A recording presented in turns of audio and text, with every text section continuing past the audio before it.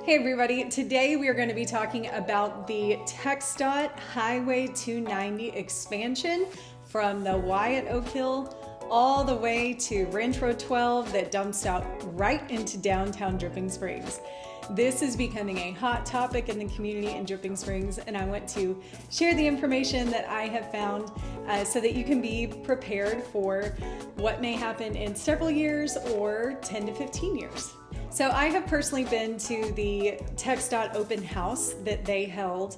It was kind of like a Q&A where they had huge schematic plans that were probably like 30 feet long, maybe 2 or 3 feet wide, and it was the entire plan from, it started at Signal Hill or Circle Drive and went all the way past downtown Dripping Springs, because there's like a second plan to redo the downtown Dripping Springs area. And it was a really interesting experience to attend because so many locals came out and you could leave sticky notes on what your thoughts were, and then you could ask some TxDOT representatives just specific questions about different areas and what the schematic meant and what the lines meant. It got kind of interesting to hear what people were saying. I heard many people talking about their beloved deer that they wanted to protect and how it's going to ruin the Texas Hill Country. It was going to bring in so much noise pollution and light pollution. So the Texas Department of Transportation has put forth a new plan to expand Highway 290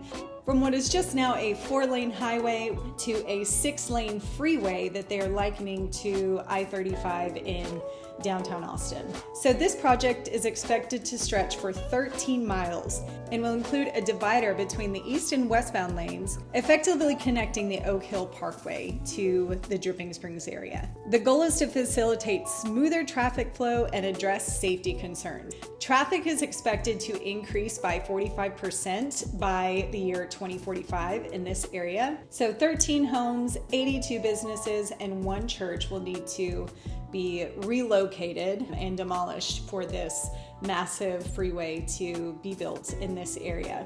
This is a significant impact on this community and has been met with a variety of responses, from some people being happy about it, but the majority that I've heard have not been happy at all with this. So these 15-lane intersections would be designed as 28-foot high overpasses at Nutty Brown, Belterra, and Sawyer Ranch. The freeway corridor that connects these overpasses would be 10 lanes wide, plus a 10-foot wide shared use path on one or both sides of the freeway. Headwaters and Troutwine intersection would span 14 and 12 lanes wide, but would sit at ground level with the freeway going underneath it. And they're proposing the speed limit to be 70 miles per hour. I've also attended several of the Reimagine Dripping Springs meetings just in the last couple months, and they're talking about over 9,000 new single-family homes, under 1,000 multifamily units coming to this area by 2045, and that's probably only the ones that they have within the ETJ. Who knows how many more developments are going to happen before then outside of the ETJ. So traffic is going to get way more congested as more people continue to move here. It's just going to continue to expand. TxDOT sees that that's coming, and so they're trying to lay the groundwork for this road so that by the time that it is really desperately needed, with how slow it takes to do all this, then it will be there. It will just be good infrastructure for just how many people are going to live in the Hays County area. Things seem to be picking up steam, although we've been told that it could be 2036 before this project is even funded. I've heard other people say that it could happen much quicker, so the timeline is still a little fuzzy on this, but TxDOT has said there is no funding yet for this project, and they are just in the beginning stages. So from 2019 to 2022, there have been over 1,500 crashes along this stretch of highway on 290. I was one of them. I was rear-ended a couple of years ago on 290. I think someone was probably looking down at their phone and just slammed into the back of me.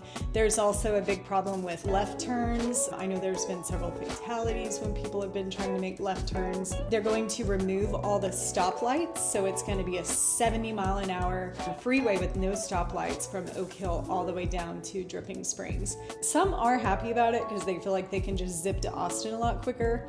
But I feel like the majority that have spoken up that I've heard are pretty frustrated with these plans and the fact that it may be a lot harder to change them and have more community input than they were led to believe. Another public meeting is scheduled for this summer, which will be the final hearing for people to share their input before the final design is confirmed.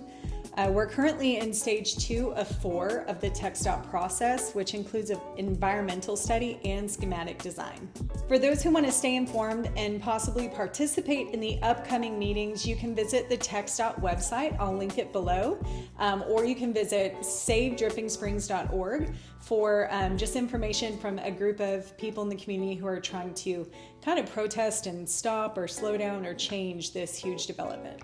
One thing that's also been interesting to see, along with just kind of the rumblings that this was going to happen, is so many properties along Highway 290 have been prime commercial real estate. So when they were once just part of subdivisions or just kind of, ranch land or whatever, they are going through the processes to flip them to commercial in preparation for this huge expansion.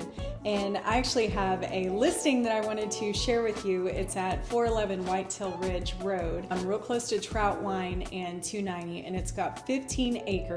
And it's got a beautiful house that's currently being short-term rented, but the home has no HOA, no deed restrictions, and can be commercially developed. If you are looking to jump in and you're thinking ahead of all of the commercial developments that are going to come along with this Highway 290 expansion, I will drop that link also below so that you can learn more about the property that I have for sale there. If you're interested in any other information about living in Dripping Springs, moving to Dripping Springs, my name is Lauren Clark and I'm a local real estate agent with Magnolia Realty, and I try to attend as many public meetings as I can to stay informed of what's happening in this beautiful community and just kind of understand what everybody feels and thinks about all the changes that are coming to Dripping Springs. So feel free to reach out to me if you would like more information or if you'd like to buy or sell real estate in this area. I would be happy to help.